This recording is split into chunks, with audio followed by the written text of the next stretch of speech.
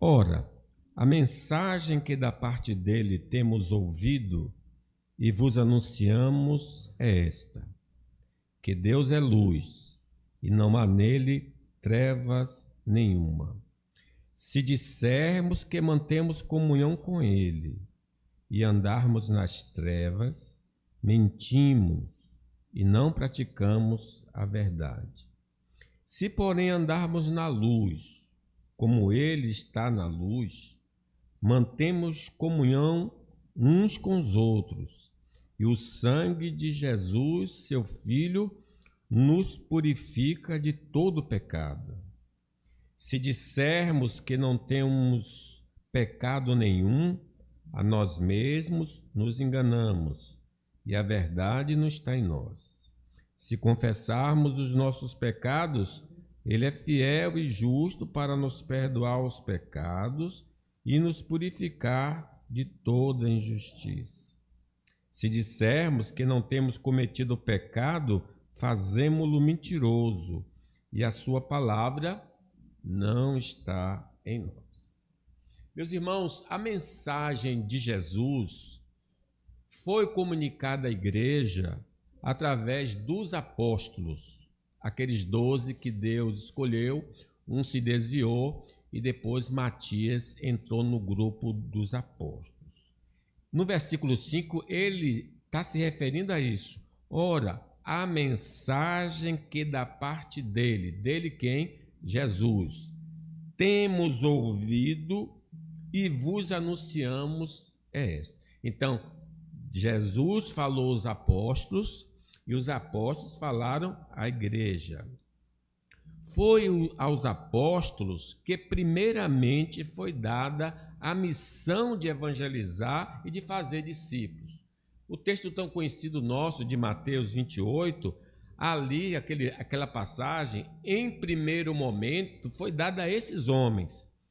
Aproximando-se Jesus, falou-lhes dizendo: toda autoridade me foi dada no céu e na terra.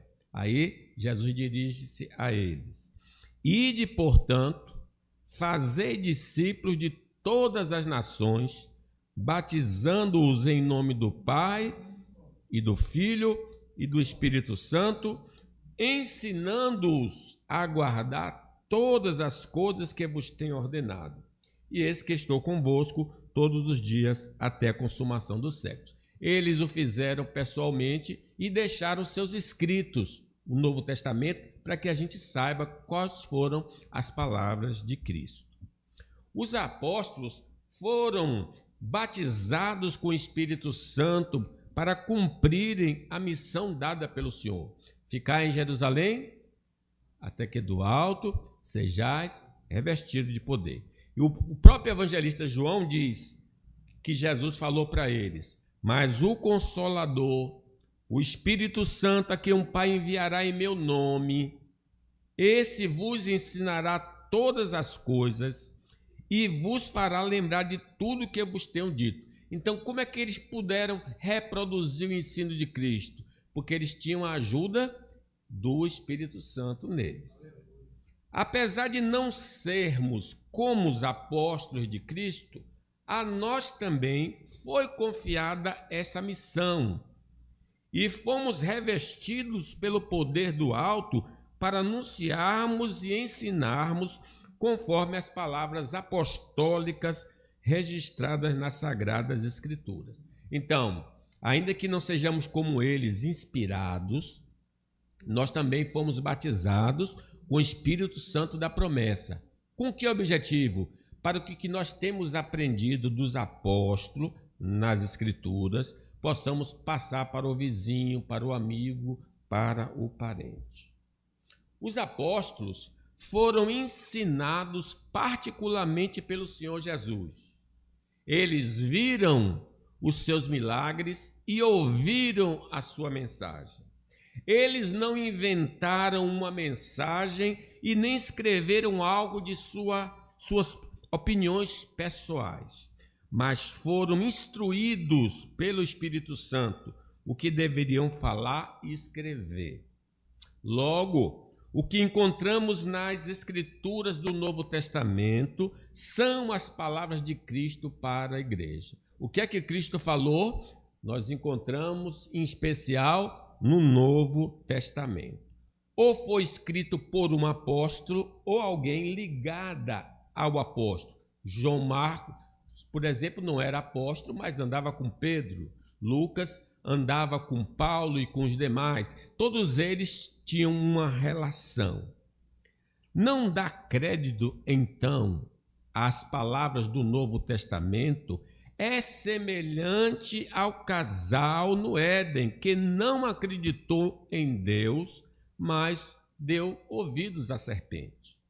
Portanto, irmãos, ao lermos a Bíblia, aí agora falo como um todo, o Velho e o Novo Testamento, nos fará conhecer os pensamentos e a vontade divina quanto ao que devemos crer e fazer para que seu nome seja glorificado. Então, o que é que eu devo crer, pastor? Está na Bíblia. O que é que eu devo fazer? Está na Bíblia. Errais vós, não conhecendo as Escrituras.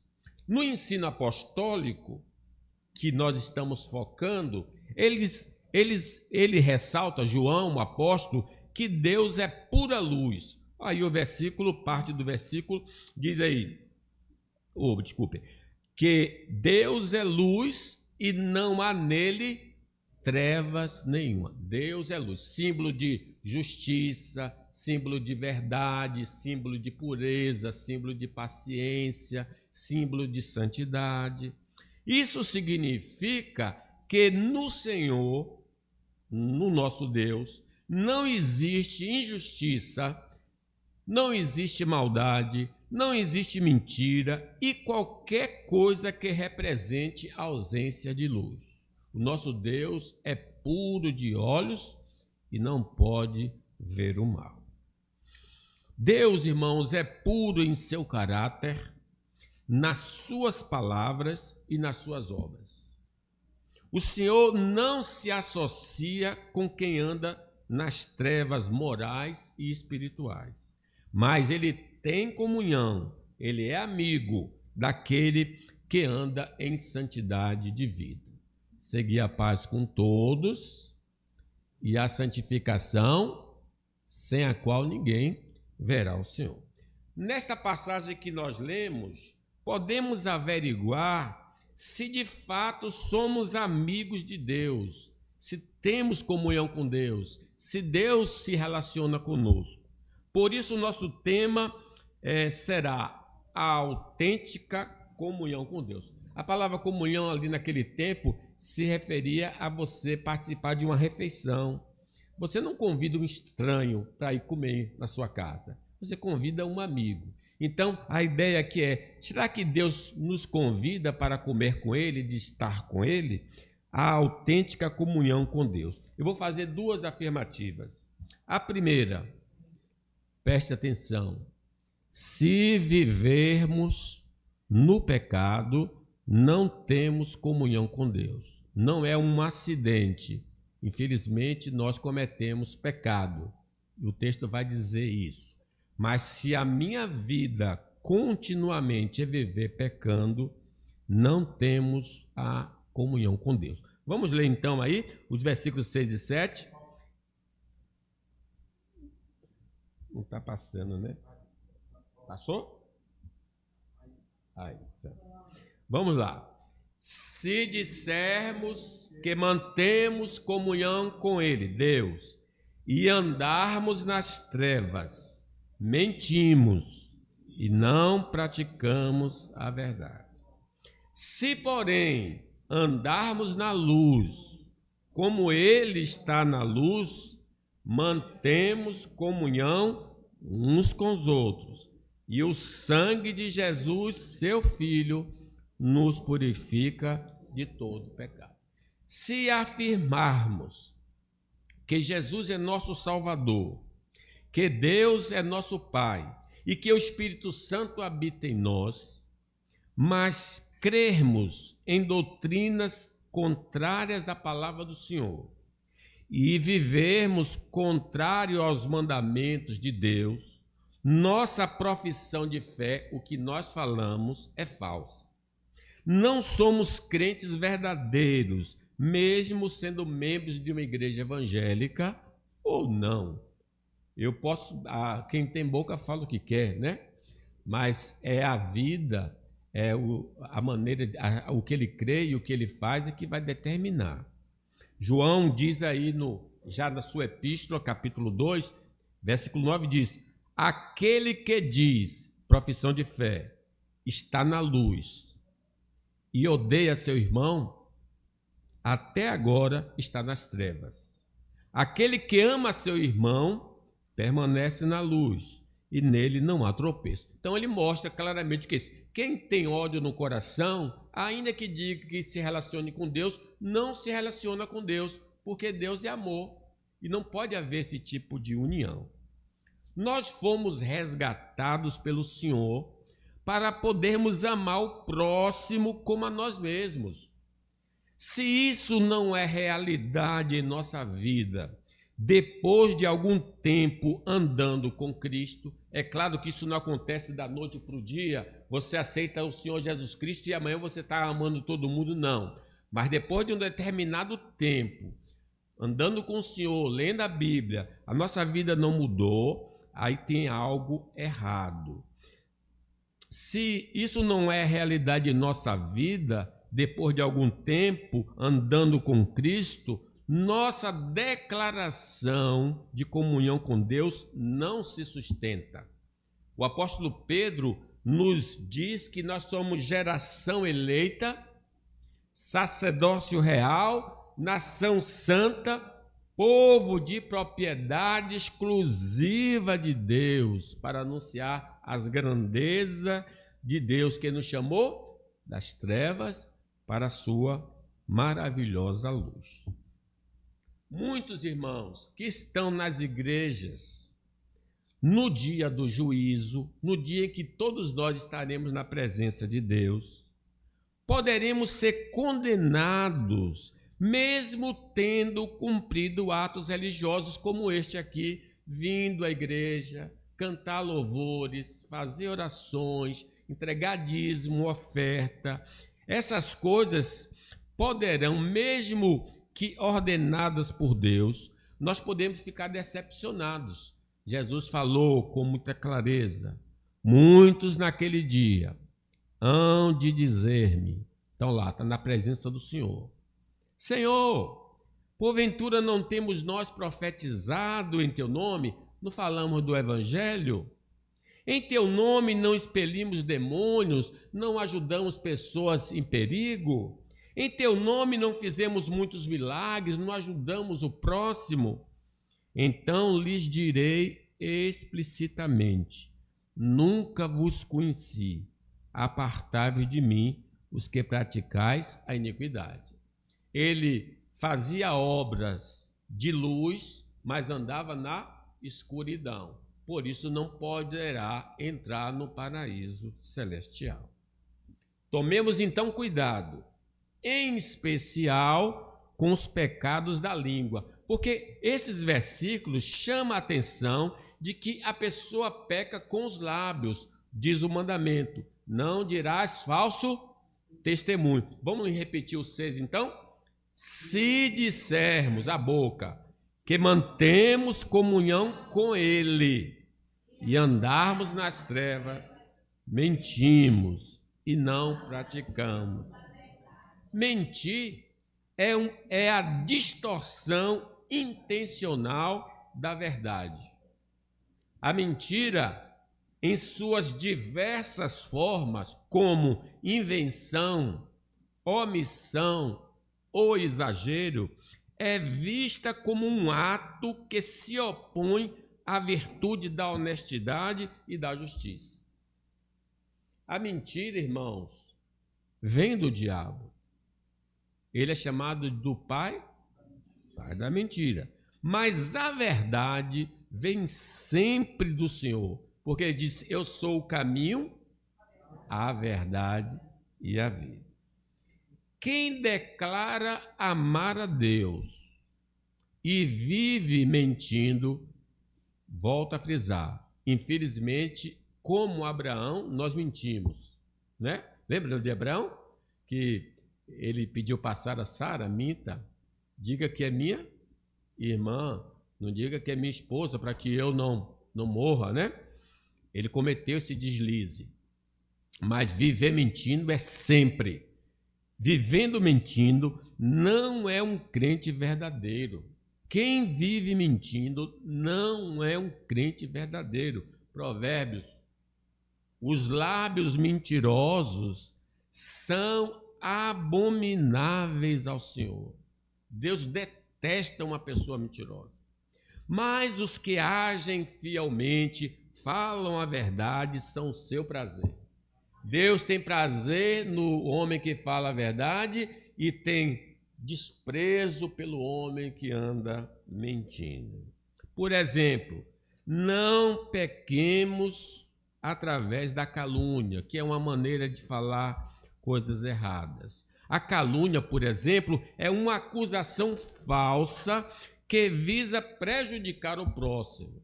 Vocês veem no julgamento de Jesus, se levantaram o quê? Falsas testemunhas, dizendo que ele fez o que ele não fez, acusando injustamente. Quem tem usado deste expediente, está muito longe de ser amigo de Deus. Diz o apóstolo Paulo a Tito: não difamem a ninguém, nem sejam altercadores, mas cordatos, dando prova de toda cortesia para com todos os homens. Que o Senhor nos preserve de falar mal, por exemplo, da sua providência para conosco, que é a murmuração. Eu estou pegando o ônibus e Deus nunca me dá um carro. Meu Deus, Deus é bom, Deus ele tem suprido as nossas necessidades. Falar contra Deus, falar contra a providência de Deus, como Israel ali. Só temos para comer isso aqui, se maná todo dia, já estamos cansados desse maná. Então, que Deus nos preserve de falar contra a sua providência para conosco, de fazer fofoca com o nome alheio, porque estas coisas demonstram que o nosso cristianismo não é verdadeiro. Quem anda por esse caminho não conhece a Deus, está na escuridão. Números nos diz, neste deserto, Deus falando para eles, aquela multidão que saiu com Moisés, cairão o vosso cadáver, como também todos que de vós foram contados segundo o censo de 20 anos para cima, mais de 600 mil homens. Os que dentre vós contra mim murmurastes, não entrareis na terra a respeito da qual jurei que vos faria habitar nela, salvo Calebe, filho de Jefoné, e Josué, filho de Num. 600 mil homens, só 2 homens entraram na terra prometida, porque tiveram controle da língua. Se vivermos julgando o próximo, tomamos o lugar de Deus como juiz e evidenciamos que a nossa fé não é a fé salvadora.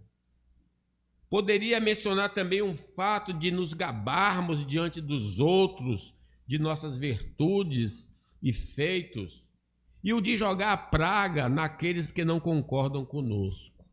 Tudo isso são obras das trevas. Quem vive pecando com a língua não tem comunhão com Deus. Que Deus tenha misericórdia de nós, meus irmãos. Nossa declaração de fé na palavra de Deus precisa se evidenciar por um comportamento que corresponda com ela, para que de fato possamos ter comunhão com Deus. Não podemos esquecer que nossa fala pode impressionar os homens, mas Deus conhece o nosso coração. Andar em oposição à vontade revelada de Deus é andar nas trevas. Quem anda na escuridão não nasceu da água e do Espírito, não conhece a Deus, não conhece a Jesus, não se relaciona com o Espírito Santo. Porém, se somos obedientes ao Senhor, somos autênticos discípulos do Senhor. Versículo 7, leiam comigo. Se, porém, andarmos na luz, como Ele está na luz, mantemos comunhão uns com os outros, e o sangue de Jesus, seu Filho, nos purifica de todo o pecado. Andar na luz não pode ser algo acidental, mas uma resolução consciente e contínua para fazermos a vontade de Deus. O que está escrito na palavra. Não é algo da moda, mas uma maneira de viver. Salmo 1, lembram? Bem-aventurado o homem que não anda no conselho dos ímpios, não se detém no caminho dos pecadores, nem se assenta na roda dos escarnecedores. Antes, o seu prazer está na lei do Senhor, na sua lei medita dia e noite. Mas só por meio, irmãos, do Espírito Santo podemos viver em obediência. Jesus disse, sem mim, nada podeis fazer. Graças a Deus que o Espírito Santo habita em nós, para nos capacitar a fazermos o que é do agrado de Deus. Assim diz o profeta, porei dentre vós o meu Espírito, e farei que andeis nos meus estatutos, guardeis os meus juízos e os observei. Mais do que falar em outras línguas, é nos capacitar a fazer a vontade de Deus enquanto aqui estivermos. Se assim acontecer, temos autêntica comunhão com Deus e comunhão também com os crentes em Cristo. Versículo 7. Porque uma está ligada à outra. Se eu tenho comunhão com Deus, terei comunhão com meus irmãos. Se, porém, andarmos na luz, como Ele está na luz, mantemos comunhão uns com os outros. Quem tem comunhão com Deus, terá comunhão com a igreja de Deus. Sim, a vida na comunidade cristã é marcada de uma vida correta com Deus, mas seu abandono da igreja ou negligência é indicativo de que não existe algo de errado em nossa profissão de fé. Eu não posso gostar de Deus e não gostar da igreja, porque a igreja é de Deus. Foi Deus que criou a igreja com esse fim, com esse propósito de glorificá-lo. Se temos comunhão com Deus, teremos comunhão com a igreja de Deus. E estaremos debaixo do sangue precioso de Cristo, que nos purifica de todo pecado. Que coisa gloriosa! Se, porém, andarmos na luz, como Ele está na luz, mantemos comunhão uns com os outros. O sangue de Jesus, seu Filho, nos purifica de todo pecado. Veja que, como é que eu sei que eu sou lavado no sangue de Jesus? Eu tenho comunhão com Deus, tenho comunhão com meus irmãos. Jesus disse, eu sou a luz do mundo. Quem me segue não andará nas trevas. Pelo contrário, terá a luz da vida. Se falta esta evidência em nós, precisamos deixar a luz do céu entrar em nosso coração. O cântico, o hino diz, deixa a luz do céu entrar, deixa a luz em ti nascer, abre o coração que Cristo vai entrar e o sol em ti nascer. No princípio Deus disse, haja luz e houve luz. A última afirmativa, se negarmos que somos pecadores, não temos comunhão com Deus. Vamos ler os versos 8 a 10? Se dissermos que não temos pecado nenhum, a nós mesmos nos enganamos, e a verdade não está em nós.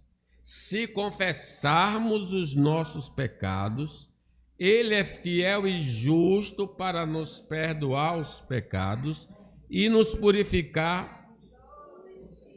Se dissermos que não temos cometido pecado, fazemo-lo mentiroso e a sua palavra não está em nós. Que coisa, parece um pouco contraditório, mas me deixe explicar. Afirmar que não cometemos pecado é um equívoco, e isso nos impede de ter uma verdadeira conexão com Deus. Se dissermos que não temos pecado nenhum, a nós mesmos nos enganamos e a verdade não está em nós. Nossas opiniões devem se harmonizar com a Escritura. O que a Bíblia diz é a verdade, porque ela é a palavra de Deus, do Deus vivo, que não pode mentir. A Bíblia Sagrada afirma que todo ser humano desobedeceu a Deus e não existe nenhum puro na face da terra. Às vezes eu sou bom, dizendo não é bom. O que diz a palavra?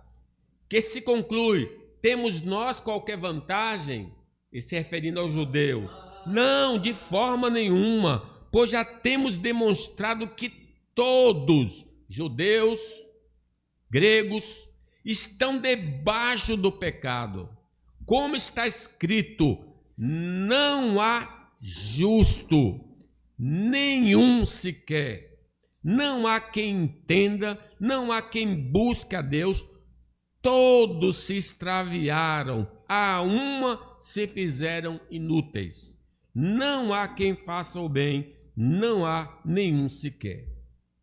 Mesmo depois de nossa regeneração e redenção por parte do Senhor Jesus, ainda continuamos pecadores e por isso pecamos. Sim, nós somos salvos em Cristo, mas infelizmente nós caímos. Mateus registrou a oração dominical de Jesus e ele, nos pedidos da oração dominical, diz: perdoa as nossas dívidas, assim como nós perdoamos aos nossos devedores, no versículo após, né?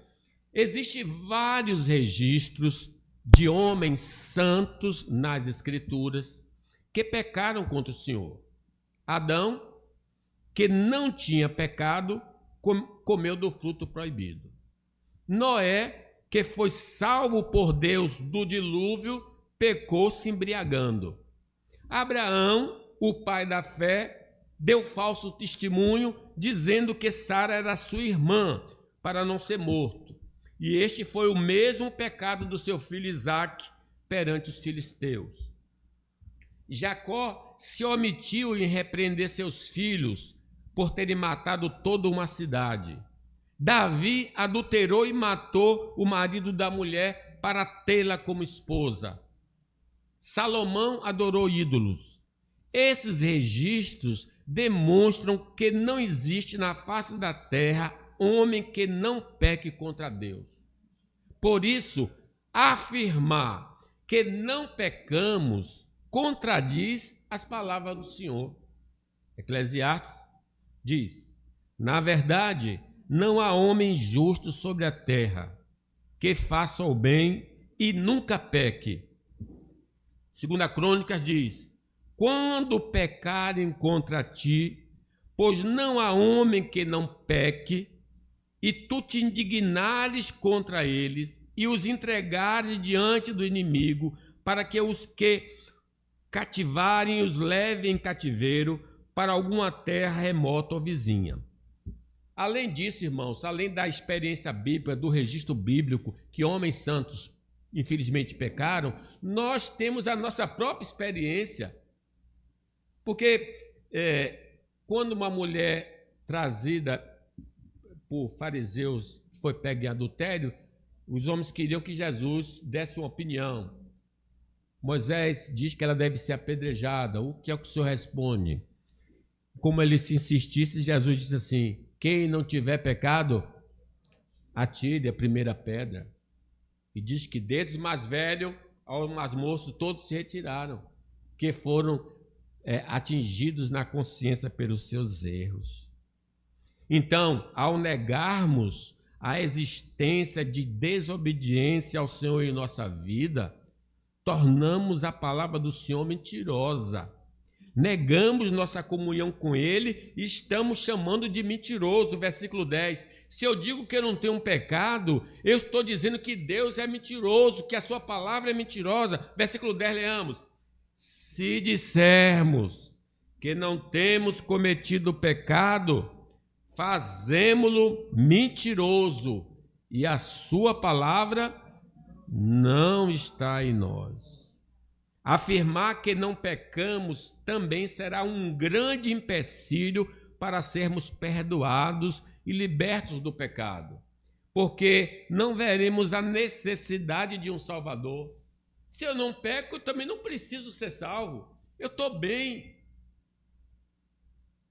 Se crermos que somos justos por nós mesmos, estamos construindo uma ponte para Deus por meio dos nossos méritos. Esse caminho não nos levará ao céu, mas ao inferno. A negação de falha moral nos ensoberbece diante de Deus e dos homens. Esta é a razão pela qual nos achamos melhores que os demais homens e andamos de cabeça elevada. Homem de cabeça elevada está dizendo, eu sou melhor do que qualquer outro. Eu não tenho erro. Mas precisamos lembrar que não existe pecado insignificante. Qualquer transgressão do coração, sentimento, vontade, pensamento, das palavras, das ações, nos desqualifica diante de Deus e impede nossa comunhão com Ele. Como diz o profeta Isaías, a mão do Senhor não está encolhida, nem surdo o seu ouvido, mas as vossas iniquidades fazem separação entre vós e o vosso Deus, para que não ouça. Portanto, discordar da palavra de Deus quanto à nossa condição de pecador revela que não somos crentes verdadeiros. Que por meio do Espírito Santo sejamos convencidos e convertidos para a glória do Pai, do Filho e do Espírito Santo. Só o Espírito Santo pode dizer, você é pecador. Ele que convence do pecado, da justiça e do juízo.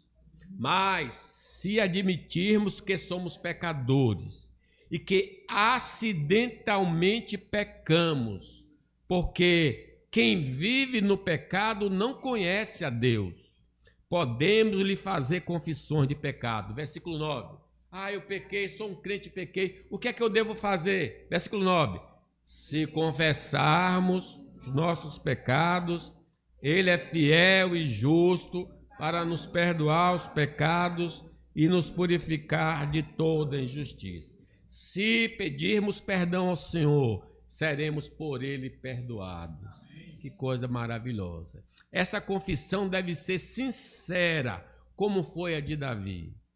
Contra ti somente pequei e fiz o que a teus olhos é mal, para que sejas justificado quando falares e puro quando julgares. Deus nos prometeu não só perdoar, mas nos libertar do poder do pecado. Observe esse versículo 9. Se confessarmos os nossos pecados, Ele é fiel e justo para nos perdoar e nos purificar. Libertação do pecado. Se o Filho vos libertar, verdadeiramente sereis livres. A morte expiatória de Cristo em nosso favor é suficiente para apagar qualquer pecado cometido. Com exceção, nós sabemos que há um pecado para a morte e que os crentes não cometem esse pecado para a morte. Então, qualquer pecado que o crente verdadeiro confessar, ele será perdoado em Cristo Jesus. Agora eu concluo. A verdadeira comunhão com Deus revela-se pela vida de santidade e o reconhecimento de nossos pecados. Se nos faltam essas qualidades, necessitamos buscá-las, porque sem elas não somos salvos por Cristo. Para o Espírito Santo produzir uma vida santa em nós, precisamos seguir as orientações do hino 131. Para seres santo, tempo has de tomar. Com o grande mestre seu livro estudar, hás de sempre amá-lo, aos fiéis valer, e as bênçãos celestes de Deus receber. Para seres puro, tempo hás de encontrar. A sós com teu mestre muito frequente está. Teu olhar bem fito nele sempre ter. Teus atos provando o seu grande poder. Para seres forte, tempo há de buscar. Ao mestre seguindo por onde guiar. No gozo ou tristeza sempre obedecer. Ao seu bom conselho com fé recorrer. Para seres útil, tempo has de guardar, ser calmo e paciente em todo lugar, ter a sua graça e mostrar amor, contente e submisso aos pés do Senhor. Que Deus nos abençoe.